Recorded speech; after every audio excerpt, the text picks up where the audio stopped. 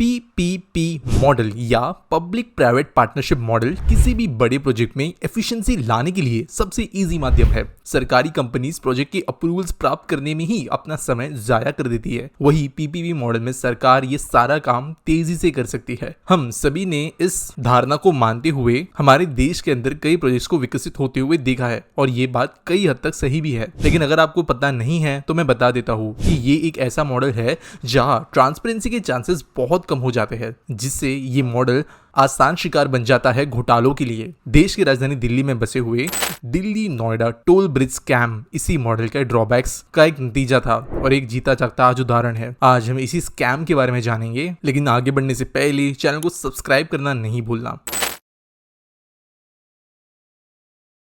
इस प्रोजेक्ट की शुरुआत 1990 में होती है, जब national capital region planning board एक स्टडी करती है जिसमें ये बताया गया था कि दिल्ली और नोएडा के बीच में ट्रैफिक कंजेशन को कम करने के लिए यमुना रिवर के अक्रॉस एक ब्रिज बनाना बहुत जरूरी है। साल 1991 में 3 प्रीमेच्योरली रिटायर्ड IAS ऑफिसर्स कुछ बिजनेसमैन के साथ में मिलकर एक कंपनी बनाते हैं जिसका नाम रखा जाता है infrastructure finance and leasing services या IFNLS। 7 अप्रैल 1992 को उत्तर प्रदेश सरकार, दिल्ली एडमिनिस्ट्रेशन और ILFS के बीच में एक मेमोरेंडम ऑफ अंडरस्टैंडिंग साइन किया जाता है यमुना रिवर के ऊपर एक टोल ब्रिज बनाने के लिए। लेकिन यहाँ एक बड़ा प्रश्न ये निकल के आता है कि उत्तर प्रदेश सरकार और दिल्ली एडमिनिस्ट्रेशन ने क्यों एक ऐसी प्राइवेट कंपनी के साथ MOU साइन कर दिया है जिसे फॉर्म हुए तकरीबन 1 साल भी नहीं हुआ था और जिसके पास में इतना बड़ा प्रोजेक्ट रहने का कोई भी रिकॉर्ड नहीं था। MOU साइन करने के वक्त इस कंपनी के पास में एक भी कंप्लीटेड प्रोजेक्ट नहीं था जिसके कारण वो अपने दावे साबित कर सके और अपनी कैपेबिलिटी बताए कि वो इतना बड़ा प्रोजेक्ट बना भी सकते हैं। इनफैक्ट ये अकेली कंपनी निकल कर आती है जिसने इस प्रोजेक्ट के लिए बिड भी किया था। आपने सही सुना, ये इतनी नई कंपनी अकेली बिड रही थी इस प्रोजेक्ट के लिए। और कहानी यही खत्म नहीं होती। MOU के बाद में एक स्टीयरिंग कमेटी बनाई गई थी जिसमें दिल्ली एडमिनिस्ट्रेशन, यूपी सरकार और ILFS के रिप्रेजेंटेटिव्स थे। इस कमेटी ने फैसला किया कि ब्रिज के कंस्ट्रक्शन का कॉन्ट्रैक्ट एक ILFS के द्वारा ओन कंपनी को दिया जाएगा। इसके बाद ILFS ने Noida toll bridge company limited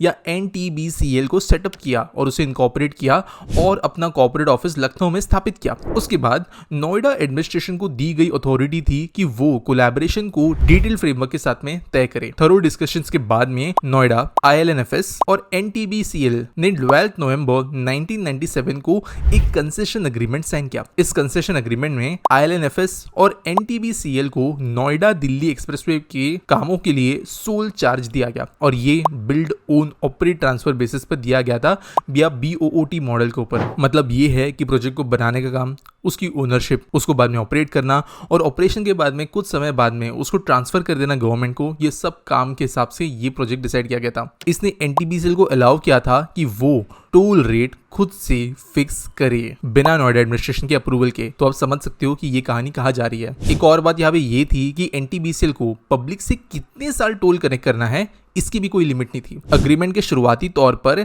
toll collection को एक्सप्रेसवे के कमेंसमेंट से कम 30 साल तक ऑथराइज किया गया और एक क्लॉज भी था अग्रीमेंट में जो कहती थी अगर पहले 3 दशकों में उनके निवेशित राशि पर्याप्त सफिशिएंट रिटर्न नहीं देते तो 30 साल के आगे भी NTBCL इंडेफिनेटली टोल कलेक्ट करने के लिए परमिशंस रखती है। मतलब ये कि अगर 30 साल में जो पैसा इस कंपनी ने लगाया है इस ब्रिज को मेंटेन करने के लिए, वो अगर डेफिनेटली प्रॉफिट नहीं देती या सफिशिएंट प्रॉफिट नहीं देती तो जैसे उनकी मर्जी कहे वैसे वो टोल बढ़ा सकते हैं कई सालों तक और साथ साथ उस टोल का रेट भी फिक्स कर सकते हैं। कंपनी को मिलने वाले स्टिपुलेटेड रिटर्न था कि वो कम से कम 20% होना चाहिए, लेकिन ये पूरे के पूरे प्रोजेक्ट ड्यूरेशन के लिए नहीं बल्कि हर साल के ऊपर था उनकी इनिशियल इन्वेस्टमेंट के ऊपर। ये इनिशियल इन्वेस्टमेंट क्या था? कंपनी ने खुद मान लिया कि इंजीनियरिंग, प्रोक्योरमेंट और कंस्ट्रक्शन EPC का कॉस्ट 193 करोड़ था। लैंड एक्विजिशन का जो कॉस्ट था वो नोएडा एडमिनिस्ट्रेशन ने फैसिलिटेट किया था, वो था तकरीबन 11 करोड़। लेकिन जब दिल्ली नोएडा रूट 2001 में स्टार्ट हुआ तब NTBCL ने टोटल कॉस्ट को ₹408 करोड़ बताया, जो कि इनिशियल एस्टिमेट से तकरीबन डबल था। प्रोजेक्ट के अंदर कोई डीले नहीं था, तो फिर ये कॉस्ट ओवररन हुआ कैसे? कंपनी ने कहा कि उन्हें एक बड़ी मैनेजमेंट फी देनी पड़ी है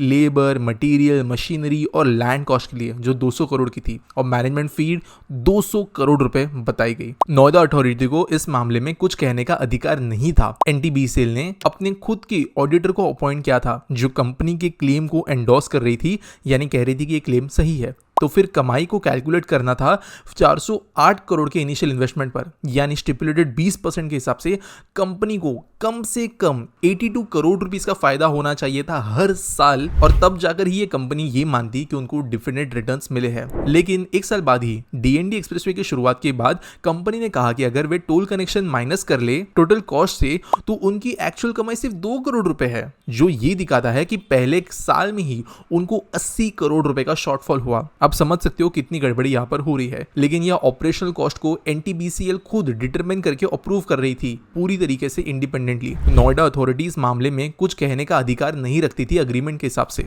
एनुअल ऑपरेशन कॉस्ट का कोई स्पेसिफिक डिटरमिनेशन या कैप नहीं रखा गया था। ये नहीं अगर कंपनी कहे कि उनके 82 करोड़ में से 80 करोड़ रुपीस तो रोड को मेंटेन करने में लग गए तो नोएडा अथॉरिटी को बात माननी पड़ेगी। अब आता है अग्रीमेंट के सबसे अजीब प्रावधान के ऊपर। अगर सालाना कमाई में कोई कमी होती है तो वो शॉर्टफॉल अगले साल के कमाई स्टिपुलेशन के लिए इनिशियल इन्वेस्टमेंट में ऐड कर दिया जाएगा। ये काम इस तरीके से होता है, जहां साल 2001-2 के अंदर शॉर्टफॉल रुपीस 80 करोड़ का था, साल 2002-3 के लिए इनिशियल इन्वेस्टमेंट को 488 करोड़ माना गया, यानी कि जो 408 करोड़ की इनिशियल इन्वेस्टमेंट थी उसमें ये 80 करोड़ जोड़ दी गए। यानी अब अगले साल अगर 20% के हिसाब से स्टिपुलेटेड अर्निंग को कैलकुलेट करें, यानी कंपनी को वो मुनाफा माने कि कंपनी मानेगी कि उनको प्रोजेक्ट से कुछ फायदा हो रहा है, तो वो अमाउंट 82 करोड़ से बन गई 98 करोड़। लेकिन यहाँ एक ट्विस्ट ये था कि अगर टोल रेवेन्यू तेजी से बढ़ गई तो ऑपरेशनल कॉस्ट भी उसी प्रोपोर्शन में बढ़ गई, यानी नेट गेन नल हो गया।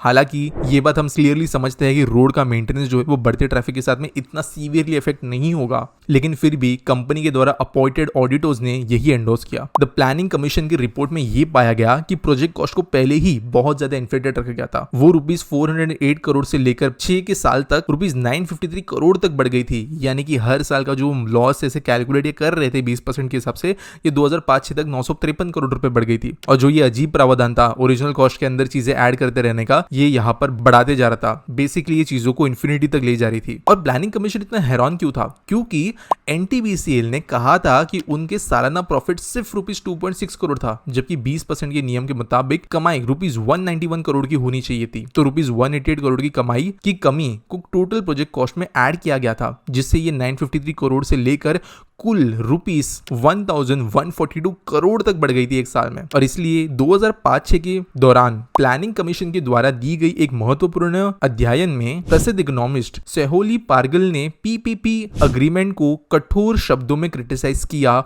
और कहा इस अग्रीमेंट में किसी भी चीज का टाइट डेफिनेशन नहीं था जो कॉस्ट के रूप में शामिल हो सकती थी। इसीलिए कॉस्ट इफेक्टिवली ओपन एंडेड थे, यानी कि जो कंपनी थी वो अपने मर्जी से जो चाहिए वो कर सकती थी, जिसके ऊपर से रिटर्न्स भी गारंटी किए गए थे और वो इन्फ्लेटेड थे। फरवरी 2006 में हालको कंसल्टिंग इंडिया ने एक सिमुलेशन एक्सरसाइज किया और इसका कंक्लूजन ये था कि 2005-6 की स्थिति को ध्यान में रखते हुए 2021 तक जमा हुआ टोटल कॉस्ट जो होता है इस प्रोजेक्ट के द्वारा वो था 11,817.54 करोड़ रुपीस, और इसके ऊपर भी हो सकता था बढ़ते ट्रैफिक के साथ। जिसे ऐसा लगता है कि एनटीबीसीएल को उन्हें इन्फिनिट समय तक टोल करेक्ट करने का लाइसेंस मिल गया हो। आखिर कंपनी को कितना कमाना चाहिए एक अच्छी कमाई के लिए, ये सवाल खड़े होना शुरू हुए। लेकिन आप समझ सकते हो 5 साल से ये चीजें अभी भी चली रही है। कुछ साल पहले जब भारतीय किसान यूनियन ने 2 दिन एक डेमोन्स्ट्रेशन करके टोल फ्री फ्लाईवे बनाने की मांग की थी, तब एनटीबीसीएल के द्वारा कुल 1.6 लाख व्हीकल से टोल नहीं लिया गया, जिसकी वजह से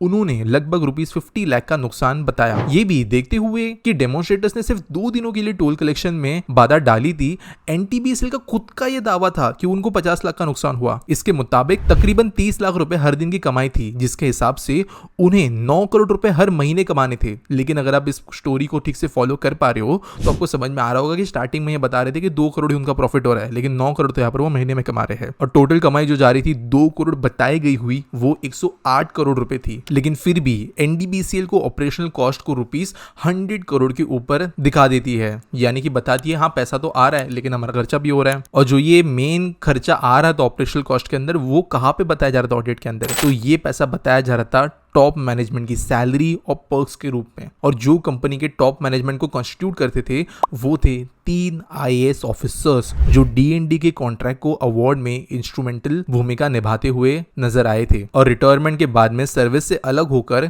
कंपनी के डायरेक्टर्स बने थे।